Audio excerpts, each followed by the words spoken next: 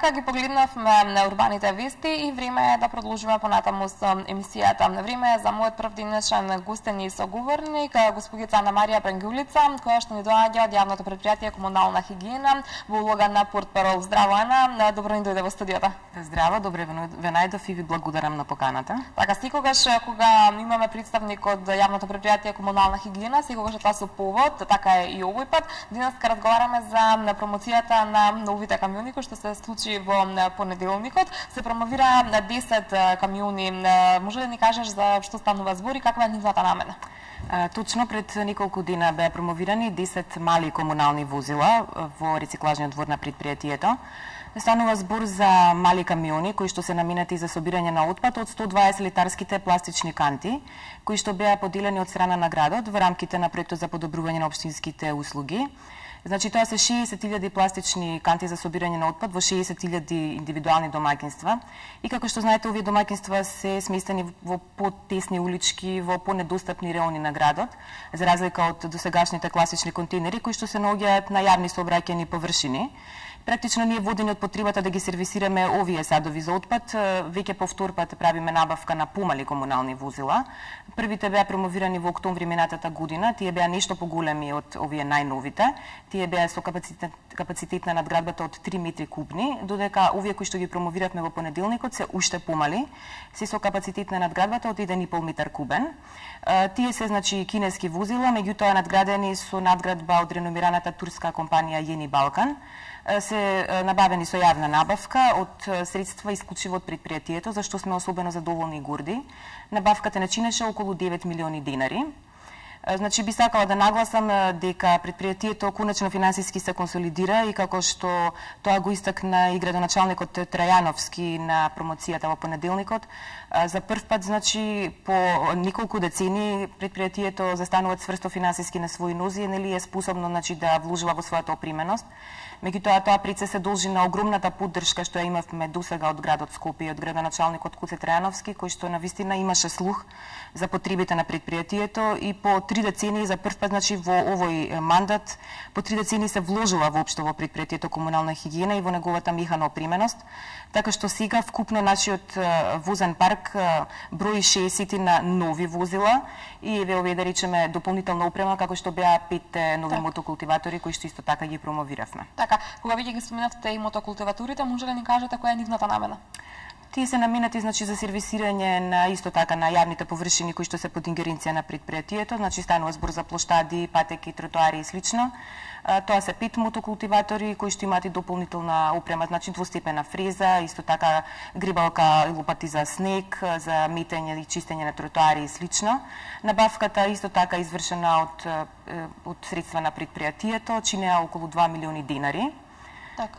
Би сакала да ве запрашам, кога вика споминавте, досега било навистина невозможно да се пристапи во овие тесни улички, на кој начин се средуваше досега, на кој начин се собираше отпадот? Значи, тие досега, додека градот не ги додели овие пластични садови, значи беа приморани да го изфрлаат отпадот, да речеме, во контейнери. Значи, досегашниот систем на собирање на отпадот беше претежно насочен кон оние класични контейнери од 1,1 метар кубен, кои што се наоѓаат нели на јавни попристапни терени, на јавни сообраќајни површини. Меѓутоа, со донацијата на 60.000 пластични садови, веќе, значи, се појави потреба и од возила кои што ќе одговорат нели на потребите за собирање на отпадот од ваквиот тип на садови. Така, во неколку наврати можевме да забележиме, бивме сведоци на промоција на возила и опрема во собственост на Комунална хигиена. Дали тоа значи дека тука ќе запрете, дека сета потребна механизација е набавена или пак се планира уште нешто? Добро, секако дека во план е да се набавуваат уште работи, ние се надеваме, значи, дека и финансиски ќе бидеме во можности дека ќе се остварат, значи, овие наши стремежи. Меѓутоа, засега можеме да речеме дека сме навистина солидно опремени, дека одговараме на потребите на граѓаните, на оној отпад кој што секојдневно се собира, а не е мала бројка, значи околу 500 тони дневно се собира во градот Скопје, значи навистина се создава многу големо количество на отпад. Имаме, како што нагласив, 60 на нови возила кои што се промовирани во текот на претходните 3 години. камиони. Исто така имаме доста дополнителна опрема. Последниве камиони ќе служат и за сервисирање на оние курпи за отпадоци кои што се поставени на јавни површини. Така што засега сме задоволни и мислиме дека секако нема да застанеме на ова, но во овој момент сме навистина добро опремени. Така, во контекст на новитетите, на она што се случува ново, би ги споминала и подземните контейнери. Сме ги споминали и претходно, меѓутоа се уште оваа тема е навистина доста актуелна, се промовираа неодамна, а дел од нив се и во моментов во изградба. Нешто повеќе околу нив ќе ни кажете? Да, подземните контейнери се навистина капитален проект на предпријатието. Призадоволни сме што успеавме да ги поставиме, значи да го спроведеме во дел овој проект. Ова е најсофистициран метод на собирање и транспорт на отпадот од сите светски метрополи, значи подобар и пософистициран метод нема никаде во светот. Значи ние го носиме она врвот што се вели на најновата технологија. Станува збор за собирање на отпадот под земјата. Значи со самото тоа отпадот не е видлив за голо око, не може да се расфрла, не може да замириса, не може да шири, да речеме, заразни болести. Значи од еколошки аспект ова е врвниот систем што можевме да го доведеме. Беше навистина финансиски многу бареше, поради тоа не можевме сами финансиски, значи да го спроведеме. Навистина многу ни помогна и градот. Значи градот плати третина од средствата, ние плативме третина, а третина ќе платят односните општини каде што ќе се воведуваат овие подземни контейнери. Во случајов воведена е само во општината Центар, значи тоа беше оној почетен, да речеме, на него начин како пилот проект за да видиме како сето тоа ќе може да се спроведе. Пуштена е само една локација од 14 предвидени и плюс една локација за сега ќе биде во општина Чаир, меѓутоа општината Чаир и општината Кисела Вода ќе бидат опфатени во втората фаза на проектот. Значи ние неодамна промовиравме првата локација, таа се наоѓа во строгиот центар на градот. Тие се поставени на тој начин што над земјата се гледаат само 3 пластични кутии каде што треба да се фрли отпадот. Големите садови, значи подземните контейнери се сместени под земјата меѓу две платформи.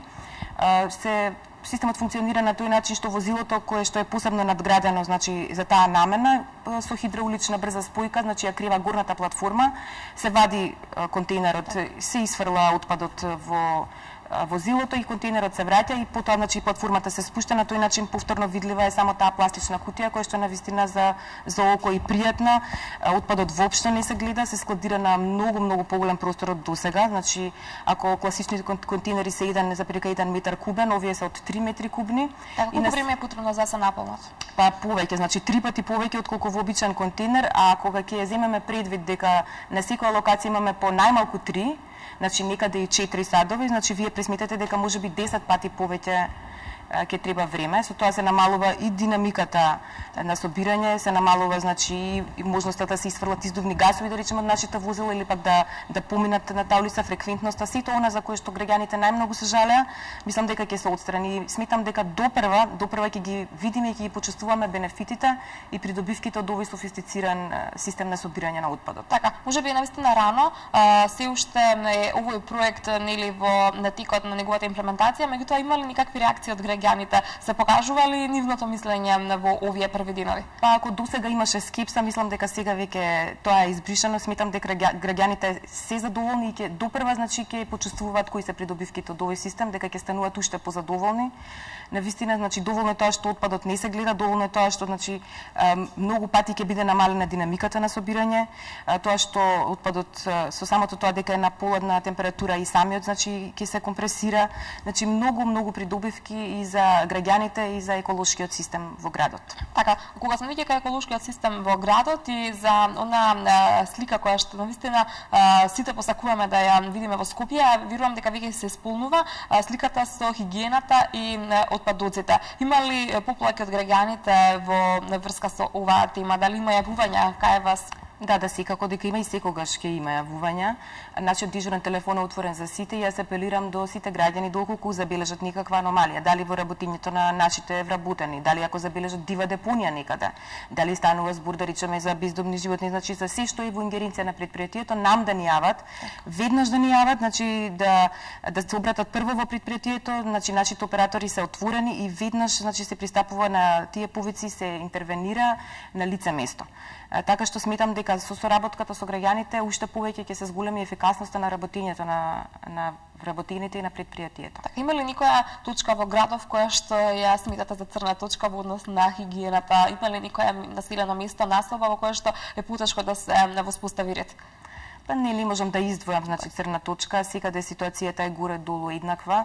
Значи нормално дека од време на време секаде, па дури во најурбаните подрачја можат да се јават диви депонии. Дивите депонии, како што знаеме, сите ги создаваат граѓаните, значи предпријатието е тука да интервенира, меѓутоа доколку постојат граѓани кои што секојдневно ќе го исфрлат отпадот на места кои што не се одбележани според законот за јавна чистота, значи тие не само што ќе го прекршат законот за јавна чистота, кој што вели дека отпадоците се фрлаат само во садовите за исфрлање на отпад, не само што го прекршуваат значи законот, туку и практично својата сопствена околина ја загрозуваат, своите сопствени животи, животите на своите деца и целиот еколошки систем го нарушуваат на тој начин. Така, кога сме веќе кај прекршување на законите, се прекршува и законот доколку отпадот не се фрли во определено време, кое што е јасно напишано на самите контейнери. Се почитува ли оваа практика и ова правило? Па да, горе-долу се почитува, ние значи ги сугериравме термините, бидејќи станува збор за неколку термини, бидејќи тие навистина одговараат во однос на динамиката на собирање на отпадот на терминот кога така, нашите значи да ги почитуваат? Да. Или да речеме доколку во одредена населба се собира отпадот во третата смена, навистина е поупатно да се исфрли во вечерните часови отпадот, за да не се собира пред се многу отпад, за тој да не се замирисува во контейнерите. Значи доколку од 19 часот натаму се исфрли отпадот, а да речеме во 12 часот поминат, ниту пак ќе се случи да се преполнат тие контейнери, ниту пак ќе се замириса, ниту пак ќе има шанси да се разнесе од страна на луѓе или пак на животни. Така што тие се термини кои што се сугерирани и ние навистина ги замолуваме граѓаните да се придржуваат во насока нели на наше поефикасно работење и во насока на нивно задоволство нели од работењето на нашето предпријатие. Така, има ли соработка од страна на граѓаните во врска со ова прашање и на оваа тема? Излегуваат ли во присрет на овие препораки? Излегуваат, како што ви реков, горе-долу излегуваат во присрет, онаму каде што не излегуваат, ние се трудиме значи да ги упатиме. Ние имаме една екопатрула која што патрулира низ градот и која што нели ги едуцира граѓаните по овие прашања. Значи ние немаме ингеренции да казнуваме бидејќи немаме таква инспекциска надлежност, меѓутоа можеме значи да ги упатиме, да ги едуцираме. Нашата екопатрула е доста активна, има неколку илјади записници значи во текот на минатата година направено и се надеваме дека граѓаните ќе ги прифатат нашите сугестии. Така, стационарот Вардариšte е една навистина интересна тема која што во било кое време побудува интерес кај граѓаните, затоа предлагам да споменеме накратко и оваа тема. Се појавија и никакви сугестии, никакви предлози и барања токму до јавното предпријатие комунална хигиена во однос на задомувањето на животните, односно кучињата скитници. Имаше предлог да бидат тие таму сместени до крајот на нивниот живот, односно да не се враќаат назад на улиците. Ме интересира конкретно во врска со ова прашање, кој е ставот на предпријатието? Да, секако, тоа е многу убав предлог и ние веруваме дека можеби ќе биде и поефикасно решение за овој проблем. Меѓутоа секако дека тоа не зависи од нас, бидејќи ние сме само оперативен орган на градот Скопје. Стационарот е формиран со одлука на Советот на градот Скопје во 2007 година, значи тие го финансираат во целост. Како што реков, значи ние само сме оперативен орган. За сега стационарот е опремен на тој начин што може да прими во еден момент 100 кучиња. Имаме боксови значи кои што се специјално направени со сите технички карактеристики кои што одговараат на сите стандарди. Значи тој работи по стандардизација на Британската кралска асоциација за заштита на животните и на Светската здравствена организација. И се нарекува нели хуман третман на животните, значи се обидуваме на најхуман можен начин да постапуваме и да ги третираме овие животни. Нашите вработени континуирано одат на обуки во кои што експерти, значи светски експерти ги обучуваат како да постапуваат со животните. Секако дека можеби би представувало поефикасно решение, меѓутоа за тоа ќе треба финансиска консолидација, за тоа што ќе треба да се изградат капацитети за тие животни, а сите знаеме дека животниот век на кучињата е по 12 па и 13 години. Значи можете да замислите дека едно животно наместо да се чува 10 дена во стационарот како досега ќе треба можеби 10 години да се чува таму, зашто ќе бидат потребни одредени технички услови, ќе биде потребна храна за тоа животно и се разбира соодветна ветеринарна нега. Меѓутоа доколку градот се одлучи за такво решение, секако дека ќе го спроведеме. Така, и уште едно прашање кое што со кое што ќе се задржиме на истата тема, се зголемува ли бројот на кучиња скитници по улиците? Какви се вашите забелешки и какви се забелешките на граѓаните? Јас не би рекла дека се зголемува, дури би рекла дека се намалува, иако ние не сме значи задолжени за броење за таков тип на сондажи, тоа е ветеринарната управа. Меѓутоа ние имаме, значи постојано има дојави од граѓаните кои што се јавуваат за да не упатат дека одредена значи група на кучиња или куче се јавило во одреден реон, особено значи ние веднаш заминуваме на терен доколку се јави дека станува збор за агресивни кучиња кои што напаѓаат граѓани и слично. Тие животни веднаш се земаат од страна на нашата екипа, се носат во стационарот и таму ветеринарна стручна екипа ги проценува тие животни, значи дали се агресивни пред се, дали се можеби заболени од некоја болест. Доколку се реши, значи доколку се одлучи дека тоа животно не е агресивно, не е заболено, не е премногу старо, значи дека може ако се врати на улиците да преживее, ние тоа животно го вакцинираме од беснило. Значи го прочистуваме од натрешни и надворешни паразити. Му земаме крв, значи за да провериме дали случајно има кај него забележано од заразната болест лешманиоза. Тоа животно 10 дена се држи во стационарот, значи со надеж дека ќе биде вдомено од страна на некој влюбеник во животните. Но доколку тоа не се случи по 10 дена, значи ние веќе немаме услови повеќе од 10 дена да ги задржиме животните и ги враќаме на првобитната локација. Значи тие животни се одбележани со ушна маркичка и доколку некој животно одбележано со ушна маркичка, тоа значи дека е прочистено, дека е вакцинирано и така натаму. Меѓутоа, неретки се случаите да ни се јават граѓани повторно за некој животно што е одбележано со ушна маркичка и да не известат дека на пример тоа пројавило агресивност. Значи се може да се случи, животното може да го промени карактерот, може во меѓувреме на пример да заболи, можеби во меѓувреме и да фати и беснило. Меѓутоа тоа не зависи од нас. Така што ние доколку имаме дојава на граѓани, секако дека граѓаните ни се на прво место, излегуваме на терен, го преземаме тоа животно во стационарот и нели повторно се вршат сите тие испитувања за да се одреди неговата состојба. Така. Марија, тука некаде ние ќе завршиме со разговорот. Верувам дека овие теми кои што ги опфативме им беа интересни на гледачите и им ги соопштивме новитетите во работењето на претпријатието Комунална хигиена. Дали за крај имате нешто да додадете? Не, само ќе ви се заблагодарам на поканата, ќе ги поздравам вашите гледачи и се надевам дека ќе продолжиме нашата соработка. Така, секако дека ќе продолжиме соработката, секако дека кога ќе има нешто ново, кога нешто ново ќе се случи, вие повторно ќе бидете наш драг гостин. Секако. Тоа беше госпогица Ана Марија Врангулица од јавното претпријатие Комунална хигиена. Ние продолжуваме понатаму.